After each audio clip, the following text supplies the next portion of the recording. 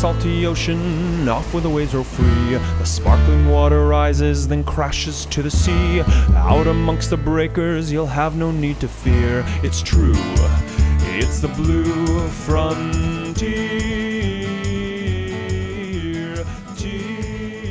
Welcome to our latest episode of Rising Tide, the Ocean Podcast. This is David Helvarg, and our co-host is Vicki Nichols-Goldstein. Hey, everyone. Today, we're excited to be talking with our old friend and world-renowned photojournalist and documentary producer, Brian Skerry.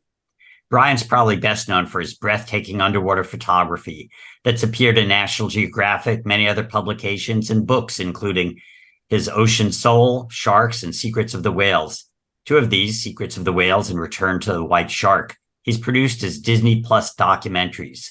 His latest activities include an Ocean Odyssey exhibition in Paris, an immersive dive into more than 30 years of stunning images of the world's oceans, and an upcoming PBS series. But Brian, we always like to start at the beginning. When did you first become aware of and connect with the ocean? Well, David, first of all, great to be here. And Vicki, I grew up in Massachusetts. I now live on the coast of Maine. Even though I lived in Massachusetts, which was a coastal state, I didn't live on the ocean. We lived in a sort of central Mass, little old mill town, an old textile mill town. But my parents would take me to the beaches in the summertime, Cape Cod and New Hampshire, Newport, Rhode Island, those kinds of places. And I have my earliest memories in those summer days is, riding home in the back of the station wagon, all sunburned and salty, and sort of this mix of emotions inside of me. On one half, I was at total peace, having spent the day at the seashore. But another part of me was, curious about what was lying beneath those waves, those dark ocean waves there in New England. So that was probably when I first connected with the ocean on a personal level. I was, reading National Geographic magazine, watching the old Cousteau documentaries, and just loving the ocean. When I was about 3 years old, my parents put a swimming pool in the backyard. So I used to put on my little mask and fins and pretend I was swimming with sharks and whales and so forth. But the ocean was from those summer days at the beaches of New England. And when did photography come into your life? Did you always think you'd be a photojournalist? No, in those early days, I just wanted to explore the ocean. I was interested in adventure and exploration, discovery, and the ocean seemed like a perfect place for, doing all of those things.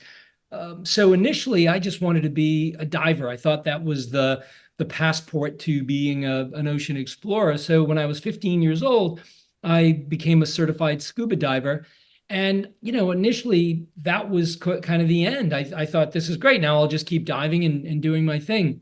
But it was maybe a year or two after that, I attended a diving show, a conference in Boston called the Boston Sea Rovers. This is a club that used to put on, and still does. It's the longest running dive show in the world. Cousteau was a member, and, Bob Ballard was the vice president and so forth. Sylvia was a member.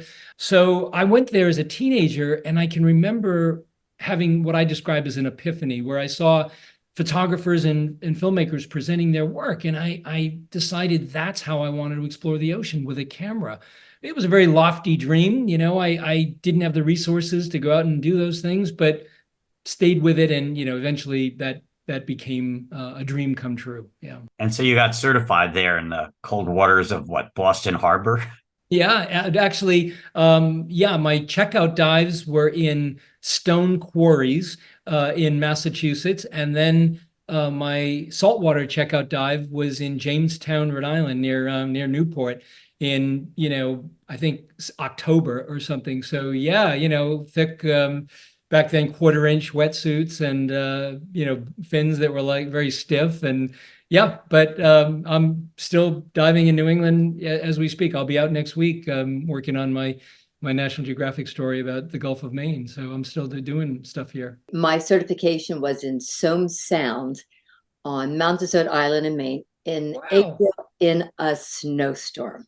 There you go. In a wetsuit. And it was so cold. So I really am impressed that you maintain your cold water diving. It's yeah, well, pretty wild. That's great, Vicki. What a baptism by fire, or the opposite of that, I guess. But yeah, I think if you, in my case, in the beginning, in those early years, I didn't have the resources to travel globally. So I was diving in New England. I worked on a charter boat that took people out to do shipwreck diving, lots of shipwrecks in New England. You know, we dove the last German U-boat sunk in World War II, and I got to be proficient at that. I have a dozen dives on the Andrea Doria and, you know, doing all this kind of stuff. And learning to photograph in those difficult conditions, I think served me well also, you know, throughout my career. But from the very beginning, you know, from 1980 or late 70s, I had set my sights on National Geographic, which was equally a very lofty dream. You know, there were essentially 3 underwater photographers working for the Geographic, and they were firmly in place and didn't seem to be going anywhere, and they were doing great work. But, you know, eventually, over time, I got my first assignment in 1998. And, you know, And what was that? It was a shipwreck story, actually. It was a pirate shipwreck, the very first pirate shipwreck ever to be excavated. It was on Cape Cod, Massachusetts. It was called the Witta. It sank in 1717, and there was pirate treasure and so forth. They gave me a shot, and you know, I ended up making pictures. They were finding treasure, pieces of the hull. I figured out how to make pictures. The visibility was absolutely horrible, worst I'd ever seen in my life, like swimming through egg drop soup. But I brought down these movie lights that were, you know, run by a generator on the boat, and that I owned. And I switched to using negative stock, you know, instead of slides, which most photographers were using underwater that day. So it would give me a little more latitude. Anyway, Geographic liked what I was doing, and Bill was sort of winding down his career at that point. They were looking for another underwater photographer. So they made a decision they said, develop me as one of their regular shooters. They got me a little bit of grant money. I spent time working in all the various departments at Geographic, illustrations, photo engineering, you know, photography, and learned how they operated. And yeah, 25 years later, I'm working on my 33rd story or so. The vast majority, probably 29 of them, if not 30, are my ideas. So everything I come up with and propose, and if they like it, then I go do it. But in 2001, so I started 1998 with the magazine. I did a couple of those shipwreck stories. I went to Normandy, did the shipwrecks of the D-Day invasion.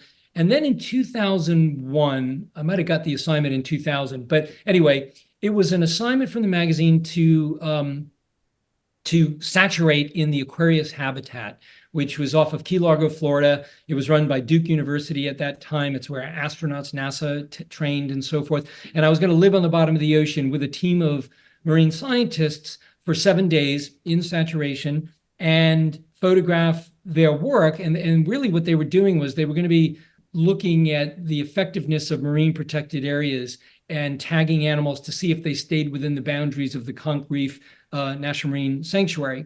It was kind of a hybrid, in some ways, story for me. So it was kind of like a shipwreck because it was this big 60-foot steel thing that I was living in and would photograph also to show that part of the story. But the real story was about the science and being, you know, an aquanaut for a week.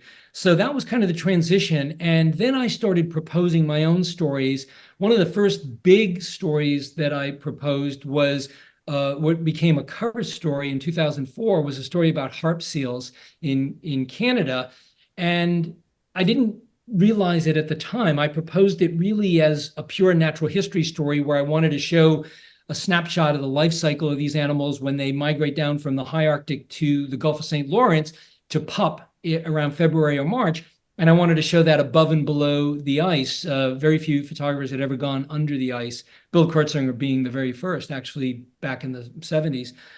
It turned into an environmental story because along the way, I did 2 seasons up there, and I saw that not only were these animals being hunted, it was the biggest mass slaughter of marine mammals on the planet, but the bigger threat really was going to be the decline of sea ice due to anthropogenic climate change. So that became the focus of the story. It became a cover story in 2004. And, you know, with that, it got a lot of attention. And I saw the ability to begin proposing more stories about environmental issues. So for the next 20 years, I sort of balanced trying to do celebratory stories with more issue-based, you know, reporting on environmental problems in the ocean. I wanted to ask you, with the animals that you've been photographing, you had a mentor. I read about this one time, and he said, find photos of animals that humans could relate to, somehow making a connection to the human characteristics. And then you have that one seal with the hands folded. Tell Yeah. us about that inspirational comment and then how that has impacted your photography. Yeah, well, I think, it's a really great point, Vicky. And one of the things that I have always strived to do, in fact, my first book, my first monograph, was called Ocean Soul. And the title for that book really was an answer to the question when people ask me, what is it you like to photograph most? And for me, it wasn't about big animals or small animals. It wasn't about temperate water or cold, icy polar regions or tropical. I loved it all. I loved everything in the ocean. For me, it was about the story. And what I really hoped to capture was that inspirational comment, that sentience that can resonate through animals or places, even, I would say, in the ocean, everywhere in nature, really, but the ocean was my beat. So I was looking for that life force that is palatable, or you can, so palpable, I guess, that you can sense from these animals. So whether it's a gray seal in the Gulf of Maine folding its flippers, or a humpback whale that was the cover story for Secrets of the Whales, my last story in the magazine a couple years ago, you're always looking for that. You can't predict it, you can't make it happen, and you don't know when it's going to happen. But I think, like so many things in photography, if you're prepared, right? I mean, the definition of luck is opportunity meeting with preparedness. So you're lucky if you kind of think about these things in advance. So, and time, being patient, obviously, but you're right. I mean, having that seed planted in your head in the beginning is one of those things that will germinate over time, and I think grow to the point where you can capitalize on those opportunities frequently. Photographs, unlike your documentaries, photographs capture a moment in time. You do series of photos. How do you balance the sense of wonder and warning? You've got these wonderful sentient beings in our living oceans that are all in danger from our activities. Yeah, well, it is a balance. I mean, if you're referring to how do you balance, yeah, wonder and warning, I think I would say that we need to do both almost simultaneously and in an equal dose.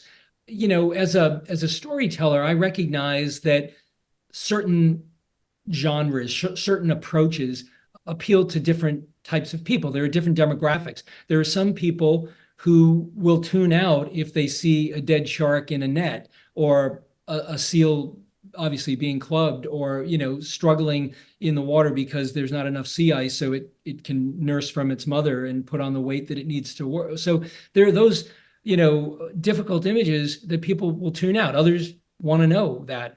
Regardless, I think we need to know that stuff. I mean, if we only see the pretty pictures, the celebratory pictures, the beautiful images, we're not going to know that there's something that needs to be fixed. So my argument is that we absolutely have to be sober about the realities of what's going on in the world's oceans, or on the planet in general. However, I also realize that, as Cousteau and others have said before him, we protect what we love. So you need to be reminded of why it matters. And then for me, it's about connecting the dots, helping people understand that we live on an ocean planet, that 98% of the biosphere is ocean, where life can exist, that every other breath we take comes from the ocean, and that we need to protect 30 to 40% of it. Today, we're at 3 or 4%, depending how you measure it. So even if you don't care about sharks, I think I would argue that you need to care that there are sharks. And let me show you why these animals matter. They have personality. They are vital to whatever ecosystem they happen to inhabit. So I think the wonder and warning balance is a delicate thread, a needle to thread, but both are important. And sometimes it's a little more carrot, sometimes it's a little more stick, I guess. What do you think some of your most impactful photographs have been of these animals when you're really trying to tell a conservation story? Well, it's tough. I'm glad you didn't phrase that in the way that most people would, and that is, what's your favorite picture? It's actually really a good question. What's your most impactful? I would say Vicky, that if I had to pick two that sort of represent opposite ends of the spectrum, I would say that there's a photo that I made for a story that I did in 2008 on right whales. And this, I started out as really it just being an endangered species story. And I wanted to focus on the North Atlantic right whale, one of the most endangered species. Today, there's 340 of them left. And to draw a contrast with that beleaguered North Atlantic population, I wanted to show their southern cousins, which, while still endangered, are doing much better because they live further away from industrialization. The North Atlantic right whale lives from Canada, Bay of Fundy down to Florida. They are urban whales, and they get entangled in fishing gear and hit by ships and deal with pollution. The other species, the southern ones, are doing better. They were once, a million years ago, just one population, but they've separated over time. So I could have photographed the southern right whales by going to places like Patagonia, Argentina, or South Africa, but I chose to go to a newly discovered population that had just been discovered around that time in the sub-Antarctic of New Zealand, a place called the Auckland Islands. And it was a very speculative trip. I didn't know if the whales would be there, or what the visibility would be like, if they would let me close. There was no baseline. But I chartered a boat in Dunedin, New Zealand. We sailed down for 3 weeks in the austral winter with a team of scientists. And from the moment I arrived, these whales were extremely curious. After diving alone the first few days and making a set of pictures, I had a photo in my mind of a diver, kind of standing on the seafloor talking to the whale. And you can never set something like that up. But on this one day, it took a while in the afternoon. Finally, we found whales. And my assistant and I swam down. And I said, if the whale engages with us, see if you could just stand on the bottom and see what the whale does. And as if, the whale had gotten the script, this 45-foot long, 70-ton southern right whale came up and hung out with us for about 2 hours. And I got one frame where my assistant was standing on the bottom and this whale swam up the size of a city bus. And that photo became sort of viral. I remember, I don't know, 8 years ago, looking in National Geographic had done a little video about how I made that picture, and it had like 20 million views back then. But I think it became impactful, to your question, because it was something we don't normally see. Here was a human being, the scale of which was dwarfed by this giant whale, both on the bottom, one standing on the bottom, one hovering a few inches over the bottom. And it's like they're having a conversation. And I think it struck people as, wow, that's something I haven't seen before. So it spoke to me, this population of whales that had never seen humans before, at least not underwater, according to the scientists, and how all animals might have been at one time. On the other end of the spectrum, there's a photo I made doing a cover story on the global fisheries crisis that came out in 2007 about the problems of industrialized commercial overfishing. And it was a photo of a dead thresher shark that I made in the Sea of Cortez, Gulf of California in Mexico. And I jumped in the water on this gill net that morning, and I was swimming along, and I found this thresher shark that had just recently died, and its eye was still open. And because it's a pelagic animal, it had those big pectoral fins. So as I was framing it up in my camera's viewfinder, it struck me as a crucifixion. And I thought that maybe that would give some empathy to, 100 million sharks being killed every year. So it became the lead picture in that cover story. And I've had it used by a number of conservation NGOs over the year to stop the shark finning trade and so forth. So I think those are two images that, for very different reasons, had impact.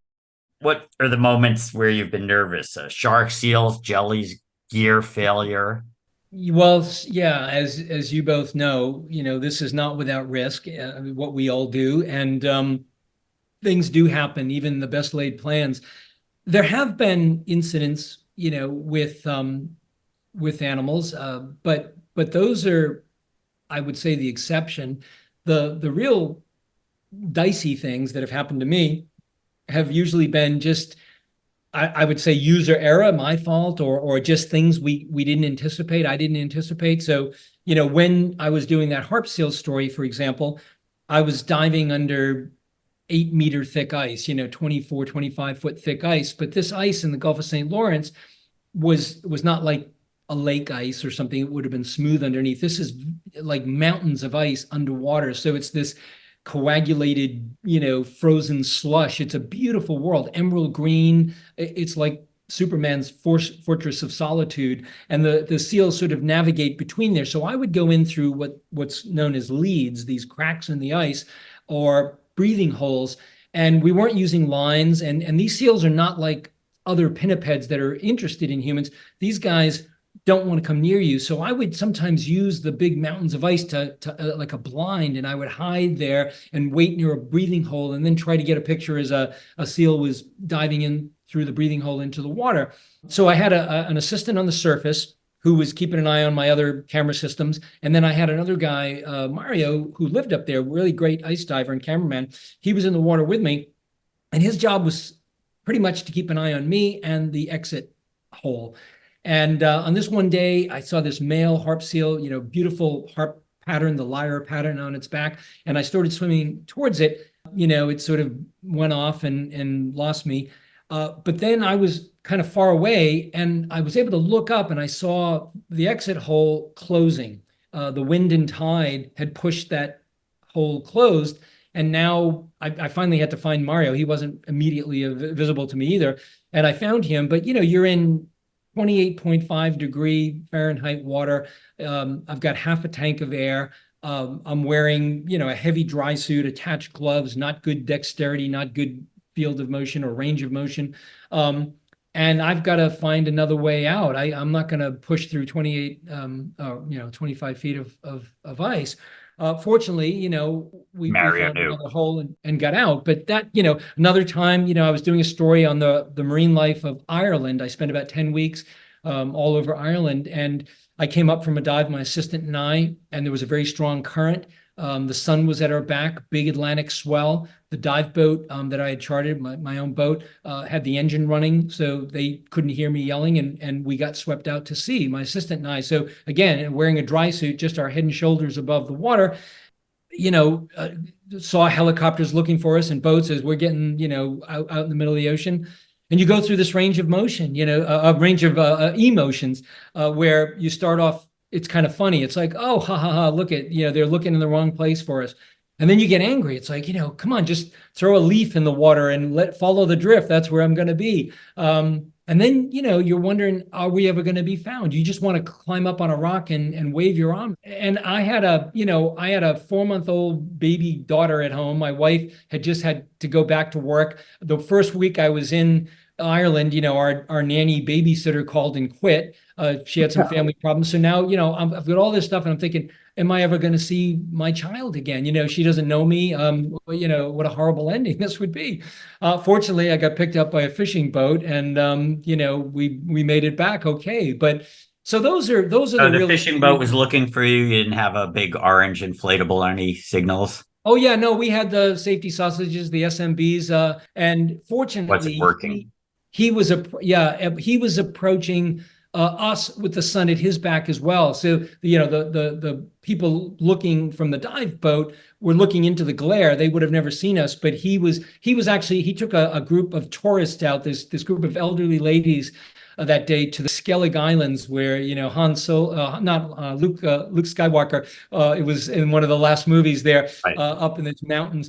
Anyway, he had heard on his radio, he saw the commotion, he saw helicopters on the horizon, turned on his radio, heard there was a National Geographic photographer that was either dead on the bottom of the ocean or drifting at sea. So he was looking, he saw my little SMB there and came over. And this was my James Bond moment. He had an old rope ladder in his anchor locker. He thought it was going to disintegrate. He threw it over the side. My assistant went up first. And then I climbed up, and this group of ladies on the back of the boat were all sitting there with their little cameras, waiting to get a picture. So I climbed on the boat, and I took off my mitts, and then I pulled off my hood, and I just said, "Skerry, Brian Skerry." So, but inside, I was like jelly. I was pretty nervous. So you just never know, I guess.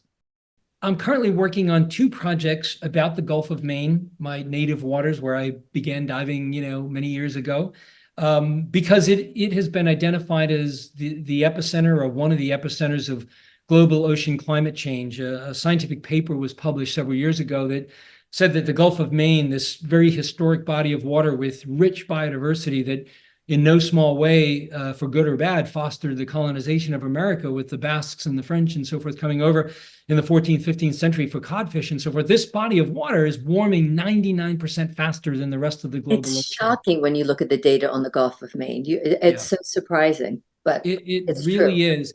And, it's sad for me to see this in my own lifetime, what I would describe as geologic change. So I proposed it to Geographic in 2019, where it got approved as a magazine feature. And subsequent to that, I proposed it to PBS. I was actually doing an interview in Cambridge, Massachusetts at WGBH Radio for a new children's book I had coming out on sharks for National Geographic. And in the parking lot, I met an old friend who used to be a producer at National Geographic. He's the vice president at WGBH now for content. And we started talking. And he said, I was in the middle of Secrets of the Whales. And he said, what are you doing next? And I said, well, going to turn my attention to the Gulf of Maine. And he and his boss said, well, this is something we should be doing here too. So anyway, developed it there. And we've been working on it for a couple of years now.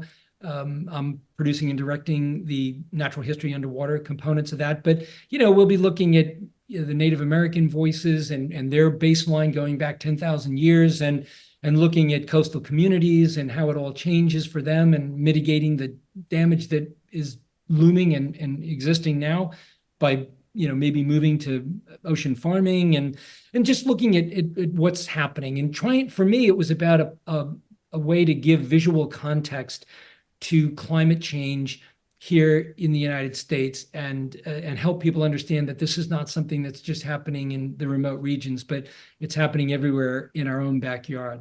I refuse to say if I'm optimistic or pessimistic. I believe in triage. We save what we can while we can, and this is the moment to be doing that. That's a perfect answer, David. Yeah, I used to, a few years ago in interviews, I would say I remain optimistic. Then I became cautiously optimistic. I remember I was doing a joint interview with James Cameron for Secrets of the Whales, and somebody asked that question. He said, I'm a slightly optimistic pessimist. I'm looking forward to your documentary on the Gulf of Maine. After living up there for over 10 years and going to college, it's a place that I hold very dear to my heart.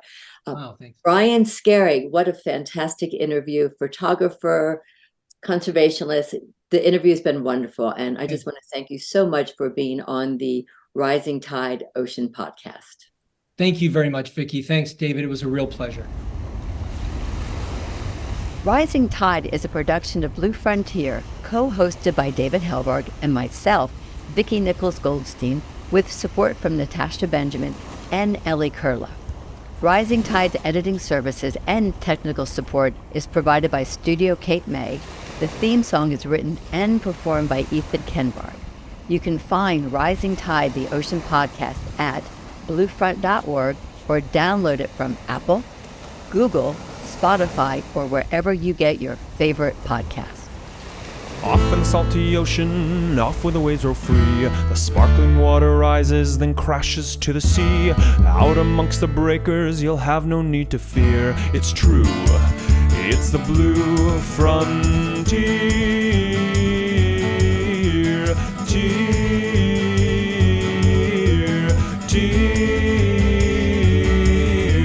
Off in the salty ocean, off to the blue frontier. Sparky, come here, buddy. Sparky! There you are. Good boy, Sparky.